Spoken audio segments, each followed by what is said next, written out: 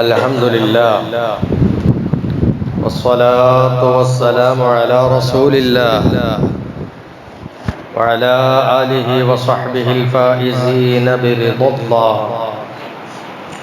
أما بعد، فعن عائشة رضي الله عنها قالت: قال رسول الله صلى الله عليه وسلم: ما عمل ابن آدم من عمل يوم النحر أحب إلى الله من إحراق الدم وإنه ليأتي يوم القيامة بقرونها وأشعارها وأضلافها وإن الدم ليقع من الله بمكان قبل أن يقع بالأرض فطيبوا بها نفسا.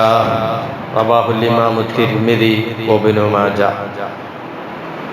ബഹുമാനമുള്ള മുഅ്മിനീങ്ങളെ, അല്ലാഹു നമുക്ക് ഈ പ്രഭാതത്തിൽ കൂടുതലായി ഖൈറുകൾ നൽകട്ടെ. നമ്മൾ നിസ്കരിച്ച നിസ്കാരം, തേടിയ തേട്ടങ്ങൾ എല്ലാം അല്ലാഹു ഖബൂലാക്കി നമുക്ക് ഖൈറായതെല്ലാം നൽകുകയും ശർറായതൊക്കെയും തട്ടിമാറ്റുകയും ചെയ്യട്ടെ. പവിത്രമായ ദുൽഹജ്ജിൻ്റെ 10 ദിനരാത്രങ്ങളുടെ പ്രത്യേകതകളും അവയിൽ ചെയ്യേണ്ടുന്ന ചൊല്ലേണ്ടുന്ന ഇബാദത്തുകളെ സംബന്ധിച്ചുമുള്ള പരിചയപ്പെടലുകളാണ് നമ്മൾ ഓരോ പ്രഭാതത്തിലും ചെയ്തു വരുന്നത്. ഒരു മുഅ്മിനായ മനുഷ്യൻ പടച്ച റബ്ബിൻ്റെ പൊരുത്തം ആഗ്രഹിച്ചുകൊണ്ട് പവിത്രമായ 10 നാളുകളിലും പ്രത്യേകമായ പുണ്യങ്ങൾ ചെയ്തുകൊണ്ട് വരവേ ഈ 10-ൻ്റെയും ദുൽഹജ്ജ് മാസത്തിൻ്റെയും ഏറ്റവും പവിത്രമായ മുഹൂർത്ത ദിവസമുണ്ട്. അതാണ് ബലിപെരുന്നാൾ സുദിനം. ആ സുദിനത്തിലും അതിവിശിഷ്ടപ്പെട്ട് വിശിഷ്ടമായിട്ടുള്ള ഒരു ഇബാദത്ത് അവൻ ചെയ്യേണ്ടതുണ്ട്. അത് സംബന്ധിച്ചുള്ള ഹദീസാണ് ഇന്ന് കേൾപ്പിച്ചിട്ടുള്ളത്. ബീവി ആയിഷ റളിയല്ലാഹു അൻഹായിലൂടെ ഉദ്ധരിക്കപ്പെട്ട തിരുനബി വചനം. അവിടുന്ന് അരുളി: മാ അമില ഇബ്നു ആദമ മിൻ അമലിൻ യൗമൻ നഹർ.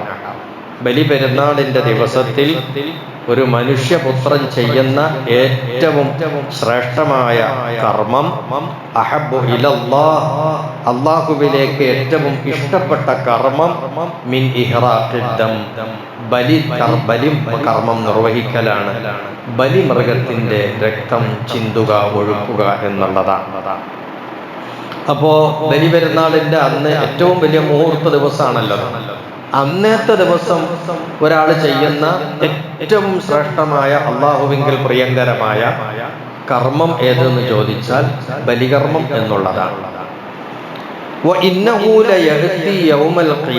ബലികർമ്മം നടത്തിയ ആളുകൾക്ക് സന്തോഷിക്കാൻ വക നൽകുന്ന വിശേഷങ്ങളാണ് തിരുനബി പിന്നീട് പറഞ്ഞിട്ടുള്ളത്.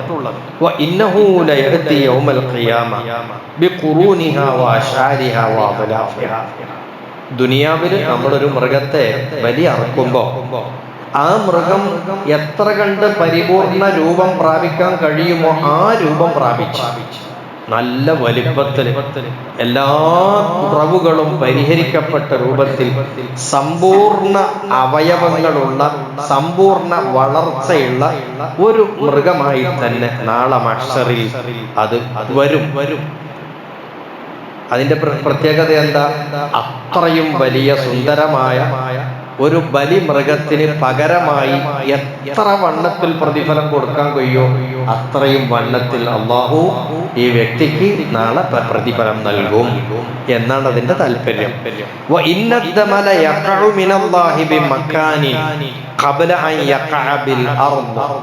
ഭൂമിയിൽ ആ ബലിമൃഗത്തിന്റെ രക്തം ഉറ്റി വീഴും മുമ്പേ തന്നെ അള്ളാഹുവിങ്കലുള്ള സ്വീകാര്യതയിൽ അത് വലിയ ഒരു സ്ഥാനം പിടിച്ചു പറ്റി കഴിഞ്ഞിരിക്കും. ബലി അറക്കാൻ ഒരാൾ ഒരുങ്ങി കത്തി വെച്ചിട്ടേ ഉള്ളൂ. രക്തം ഉറ്റും മുമ്പേ ഇത് വലിയ ഒരു സ്വീകാര്യതയുള്ള കർമ്മമായി അള്ളാഹുവിങ്കൽ സ്ഥാനം പിടിച്ചു കഴിഞ്ഞു. അത്ര വലിയ ഗുണം ഈ ബലി കർമ്മം നിർവഹിക്കുക, ബലി അറുക്കുക എന്നതിനുണ്ട്. തിരുദൂതര് പറഞ്ഞു, കിട്ടാനുള്ള ആ വലിയ പ്രതിഫലത്തെ ഓർത്ത് ബലികർമ്മങ്ങൾ നടത്തി നിങ്ങൾ ആത്മഹർഷം കൊള്ളുക. ആത്മീയമായി മനസ്സുകൊണ്ട് നിങ്ങൾ മനസ്സറിഞ്ഞ് സന്തോഷിച്ചോളൂ, ആഹ്ലാദിച്ചോളൂ എന്നാ പറയുന്നത്. എന്ന് വെച്ചാൽ ഒരു മുഅ്മിനായ മനുഷ്യന് എത്രത്തോളം ആഖിറത്തിൽ ആനന്ദിക്കാനും ആഹ്ലാദിക്കാനും കഴിയുമോ അത്രയും ആനന്ദം നമുക്ക് തരാൻ മതിയായ ഒരു പുണ്യകർമ്മമാണ് ബലി അറുക്കുക എന്ന് പറയുന്നത്.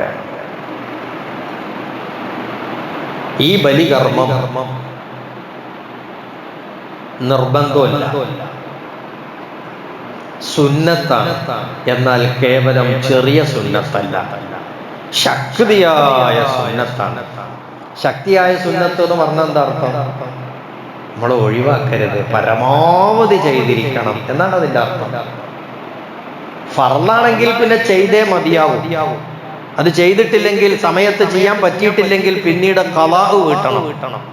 പക്ഷെ ഈ സുന്നത്ത് മുഅക്കദ എന്ന് പറഞ്ഞാൽ എന്താ അർത്ഥം? ഫർളല്ലാന്നേ ഉള്ളൂ, എന്നാൽ അത് ഒഴിവാകരുത്, ചെയ്തിരിക്കണം.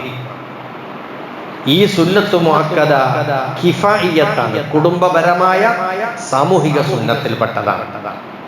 സാമൂഹിക സുന്നത്തുണ്ട്. ഇപ്പോ മയ്യത്ത് നിസ്കാരം, ഒരു മുഅ്മിനായ മനുഷ്യന് മരിച്ചു, മുസ്ലിം മരിച്ചു, ആ മരിച്ച ആൾക്ക് വേണ്ടി മയ്യത്ത് നിസ്കരിക്കുന്നത് സാമൂഹികമായിട്ടുള്ള ഫർളാണ്. എന്ന് വച്ചാൽ ഏതെങ്കിലും ഒരാളെങ്കിലും ആ മുസ്ലിമിന്റെ പേരിൽ മയ്യത്ത് നിസ്കരിക്കണം. എത്രയും ആളും കൂടി നിസ്കരിച്ചാൽ അത്രയും നല്ലത്. പക്ഷേ എല്ലാവരും വന്ന് നിസ്കരിച്ചു എന്നാൽ എല്ലാവർക്കും ഭയങ്കര കൂലി തന്നെ. അതേ സമയത്ത് ഒരാള് ആ കർമ്മം നിർവഹിച്ചാൽ മറ്റ് ആ നാട്ടിലെ എല്ലാ ആളുകളും ആ ബാധ്യതയിൽ നിന്ന് ഒഴിവായി, ഒരു രക്ഷപ്പെട്ട്, ശിക്ഷ കിട്ടാണ്ട് രക്ഷപ്പെട്ട്. അതിന്റെ അർത്ഥം ഒരാൾ ചെയ്താൽ ഒരാളെങ്കിലും ചെയ്തിരിക്കണം. ഒരു നാട്ടിൽ ഒരു ജമാഅത്ത് നിലനിർത്തി കഴിഞ്ഞാൽ ആ ജമാഅത്ത് മുടങ്ങാതെ എന്ത് ചെയ്യണം? മുന്നോട്ട് കൊണ്ടുപോകണം, അത് നിർവഹിക്കപ്പെട്ടിരിക്കണം. അത് ആ ജമാഅത്ത് നിർവഹിക്കാൻ വേണ്ടി ആള് വന്നെങ്കിലല്ലേ ജമാഅത്ത് നടക്കുക. ആ നാട്ടിലുള്ള എല്ലാവരും വന്നിട്ട് ആ ജമാഅത്ത് നടന്നാൽ അതാണ് ഏറ്റവും കൂടുതൽ കൂലിയും എല്ലാവർക്കും ഗുണവും. പക്ഷെ എല്ലാവരും വന്നില്ല, കുറച്ചാൾ വന്നു. ഏറ്റവും ചുരുങ്ങിയത് ഒരു 2 ആളെങ്കിലും വന്നിട്ട് ജമാഅത്ത് നടന്നാൽ ആ നാട്ടിലെ എല്ലാവരും ബാധ്യതയിൽ നിന്ന് ഒഴിവായി, ആ ഫർള് വീഴി, കുറ്റത്തിൽ നിന്ന് എല്ലാവരും ഒഴിവായി. ആരും വന്നില്ല, ജമാഅത്ത് ഇവിടെ നടന്നില്ല, പള്ളിയിൽ ജമാഅത്ത് നടന്നില്ല, എന്നാൽ ആ നാട്ടിലെ എല്ലാവരും കുറ്റക്കാരാണ്. കുറച്ചാരെങ്കിലും ഒരാൾ വന്നിട്ട് 1-2 വേണമല്ലോ ജമാഅത്ത് ആവാൻ, 2 ആളെങ്കിലും കൂടിയിട്ട് ഒരു ജമാഅത്ത് അവിടെ നടന്നോ എന്നാൽ നാട്ടിലെ എല്ലാവരും ആ ബാധ്യതയിൽ നിന്ന് രക്ഷപ്പെട്ടു. ഇതുപോലെ ഓരോ കുടുംബങ്ങളും, കഴിവുള്ള ഓരോ കുടുംബങ്ങളും ഓരോ വർഷവും ചെയ്യേണ്ട അതിവിശിഷ്ടമായ ഒരു കർമ്മമാണ് ബലികർമ്മം എന്നുള്ളത്. അതൊരു കുടുംബപരമായ കിഫായിയത്താണ്. എന്ന് വെച്ചാൽ ഒരു കുടുംബത്തിലെ ഒരാളെങ്കിലും അത് ചെയ്യണം. എന്നാൽ ആ കുടുംബത്തിലെ മറ്റുള്ള ആളുകളൊക്കെ ആ ഒരു അതിവിശിഷ്ടമായിട്ടുള്ള സുന്നത്തെന്ന വലിയ ബാധ്യത അത് ചെയ്യുന്നതിൽ നിന്ന് അവരൊക്കെ എന്തായി? രക്ഷപ്പെട്ടു, അവരൊക്കെ മുക്തരായി. ഒരാളെങ്കിലും ചെയ്യാൻ. ഇനി ഓരോരുത്തരും കുടുംബത്തിലെ അംഗങ്ങളും വേറെ വേറെ വേറെ തന്നെയായിട്ടോ അല്ലെങ്കിൽ ഷെയർ കൂടിയിട്ടോ ബലി അറുത്താലോ അത് വളരെ വിശേഷം.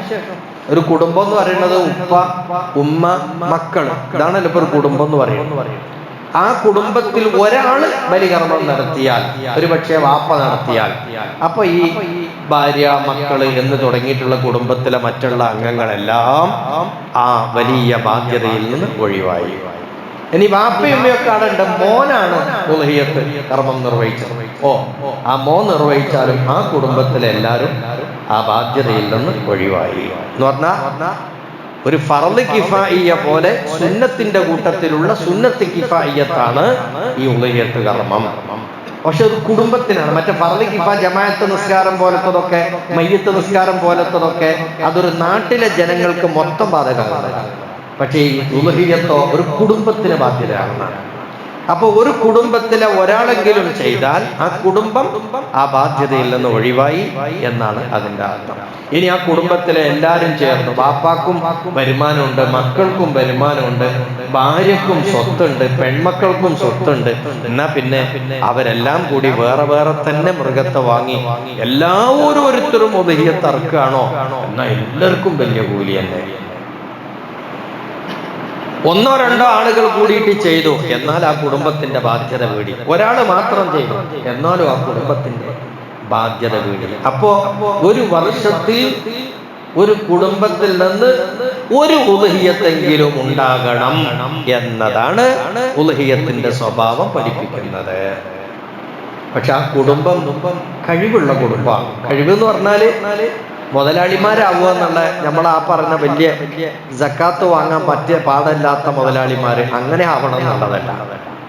പെരുന്നാളിന്റെ രാവുകൾ, പെരുന്നാളിന്റെ രാത്രികളും പെരുന്നാളിന്റെ പകലുകളും അവർക്ക് ജീവിക്കാൻ ആവശ്യമായത് അനിവാര്യമായത് ഭക്ഷണം, പാർപ്പിടം, വസ്ത്രം, രോഗമുള്ള ആളുകൾക്ക് കഴിക്കാനുള്ള മരുന്ന്, ഇതിന്റെയൊക്കെ ചെലവ് കഴിഞ്ഞിട്ട് ബലി അറുത്തു കൊടുക്കാൻ സാമ്പത്തിക ശേഷി ആസ്തിയുള്ള ആരെല്ലാം ഉണ്ടോ അവർക്കൊക്കെ ഇത് സുന്നത്ത് തന്നെയാണ്, ശക്തിയാണ്. അങ്ങനത്തെ പോലാണ് ഇത് ചെയ്യേണ്ടത്. പറ്റേ ഫക്കീറായ ആളുകളാണ് ഇത് ബാധകമല്ല. നമ്മൾ ഫിത്ർ സക്കാത്തൊക്കെ കൊടുക്കും പോലെ, ഫിത്ർ സക്കാത്ത് പെരുന്നാളിന്റെ അന്നത്തെ രാത്രിയും പകലും കഴിയാൻ ആവശ്യമായിട്ടുള്ള ഈ നിർബന്ധ സാഹചര്യങ്ങൾ കഴിഞ്ഞിട്ട് ബാക്കിയുണ്ടോ എന്ന് അയാൾ ഫിത്ർ സക്കാത്ത് കൊടുക്കണം. എന്നാൽ അതുപോലെയാണ് ഇതും. പെരുന്നാളിന്റെ അന്നത്തെ ചെലവുകളൊക്കെ കഴിഞ്ഞിട്ട് സാമ്പത്തിക ശേഷി ആസ്തിയുള്ള ആള് ഉദ്ഹിയത്ത് കൊടുക്കേണ്ടതാണ്. അപ്പൊ ഒരാൾക്ക് കയ്യിൽ കാശായിട്ടില്ല, സ്വത്തായിട്ട് കുറേ ഉണ്ട്, എന്നാൽ അയാളും കൊടുക്കാൻ ബാധ്യസ്ഥനാണ്. അയാൾ അതിന് വഴി കണ്ടെത്തണം. ഉള്ള സ്വത്ത് ഇതിനു വേണ്ടി ചെലവഴിക്കാൻ അയാൾ ശ്രമിക്കണം. അത് പെട്ടെന്ന് നടക്കൂല. പക്ഷെ കടം വാങ്ങിയിട്ട് ഉദ്ഹിയത്ത് ഇപ്പൊ കൊടുക്കുക, കുറച്ച് കഴിഞ്ഞിട്ട് കടം വീട്ടാൻ കഴിയും എങ്കിൽ അങ്ങനെ കടം വാങ്ങിയിട്ട് ഉദ്ഹിയത്ത് വീട്ടണോ എന്ന് ചോദിച്ചാൽ ആസ്തിയും കഴിവും ഉള്ള ആൾക്ക് അങ്ങനെ ചെയ്യുകയും വേണം. അങ്ങനെ ചെയ്യാം. ഇപ്പോ കയ്യിൽ കാശായിട്ടില്ല, സ്വത്തുണ്ടെന്ന് ഒരുത്തനോട് പറഞ്ഞു, നീ കടമായിട്ട് എനിക്ക് ഒരു ഉരുവിനെ കൊണ്ടാകും, കടമായിട്ട് വാങ്ങി, അതിനെ ഉദ്ഹിയത്ത്. ഓക്കെ, കുറച്ച് കഴിഞ്ഞിട്ട് ആ പൈസ കടം വീട്ടിട്ട് കൊടുക്കാം. അപ്പൊ അതിന് ബാധ്യതയാകുന്നതിന്റെ മാനദണ്ഡം എന്താ? ഓനിക്ക് ആസ്തി ഉണ്ടോന്നോ നോക്കാം. പെരുന്നാൾ രാത്രികളും പകലുകളും ഓനിക്ക് കഴിയാൻ ആവശ്യമായിട്ടുള്ള ഈ നിർബന്ധ ചെലവുകൾ കഴിഞ്ഞ് ആസ്തിയുള്ള ആളാണോ കഴിവുള്ള ആളാണോ ഓനിക്കൊക്കെ സുന്നത്ത് തന്നെയാണ്. അപ്പൊ പരമാവധി ഈ സുന്നത്ത് മുറുകെ പിടിക്കാൻ നമുക്ക് കഴിയണം. മാത്രമല്ല പരലോകത്ത് എല്ലാവർക്കും കടക്കേണ്ടുന്ന ഒരു പാലമാണ് സിറാത്ത് പാലം. ആ സിറാത്ത് പാലം കടക്കാതെ സ്വർഗത്തിലുള്ള ആളുകൾക്ക് സ്വർഗത്തിലെത്താൻ കഴിയില്ല. ആ പാലത്തിന്റെ ചുവട്ടിലാണ് നരകക്കുണ്ട് കിടക്കുന്നത്. ആ പാലത്തിൽ നിന്ന് തെന്നി വീണാൽ നരകക്കുണ്ടിലേക്കായിരിക്കും വീഴുക. ആ പാലം കടന്നു പോകുന്ന ആളുകളാണ് രക്ഷപ്പെടുന്ന ആളുകൾ. തിരുദൂതരുടെ ഹദീസിൽ കാണാം, മിന്നല് വേഗത്തിൽ സിറാത്തിലൂടെ കടന്നു പോകുന്നവരുണ്ട്. അതിലും കുറഞ്ഞ സ്പീഡ് അങ്ങനെ സ്വർഗത്തിലേക്ക് പോകുന്ന വിവിധ കാറ്റഗറിക്കാരായിട്ടുള്ള ആളുകൾ ഉണ്ട്. ഓടിപ്പോകുന്ന ആളുകളുടെ സ്പീഡിൽ സ്വർഗത്തിലേക്ക് എത്തുന്ന ആളുകളുണ്ട്. നടന്ന് പോകുന്ന സ്പീഡിൽ സ്വർഗത്തിലെത്തുന്ന ആളുകളുണ്ട്. ഇങ്ങനെ ഉഴച്ചൊഴച്ച് പ്രയാസത്തോടു കൂടി അങ്ങനെ നടന്ന് എത്തിപ്പോകുന്ന ആളുകളുണ്ട്. അങ്ങനെ പോകുന്നവരുമുണ്ട്. എന്നാൽ ആ സിറാത്ത് പാലം കടക്കാൻ നഗ്നപാദങ്ങളിലൂടെ നടക്കുന്നതിന് പകരം വാഹനപ്പുറത്തേറിയിട്ട് പോകാൻ പറ്റുന്ന ഒരവസ്ഥയും ഉണ്ട്. തിരുനബിയുടെ വചനങ്ങളിൽ കാണാൻ കഴിയും.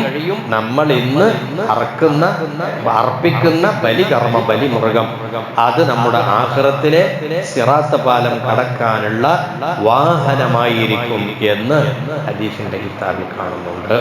അല്ലാഹു തആല ഇതുപോലുള്ള പുണ്യകർമ്മങ്ങൾ ചെയ്യാനുള്ള മഹാഭാഗ്യങ്ങൾ നമുക്കവൻ കൂടുതലാക്കി തരട്ടെ. ചെയ്യുന്ന അമലുകൾ ഇഖ്ലാസോടുകൂടി ആക്കാനുള്ള മാനസികമായിട്ടുള്ള വിശുദ്ധി അള്ളാഹു നമുക്കെല്ലാവർക്കും പ്രദാനം ചെയ്യട്ടെ. ചെയ്ത അമലുകൾ, ചെയ്യുന്ന അമലുകൾ എല്ലാം അള്ളാഹു നമ്മിൽ നിന്ന് സ്വീകരിക്കുകയും വലിയ പ്രതിഫലം പ്രദാനം ചെയ്യുകയും ചെയ്യട്ടെ. ദീർഘായുസ്സ് ആഫിയത്തോടുകൂടി തന്ന് അള്ളാഹു നമ്മളെല്ലാവരെയും അനുഗ്രഹിക്കട്ടെ. വആഖിറു ദഅ്വാനാ അനിൽ ഹംദുലില്ലാഹി റബ്ബിൽ ആലമീൻ.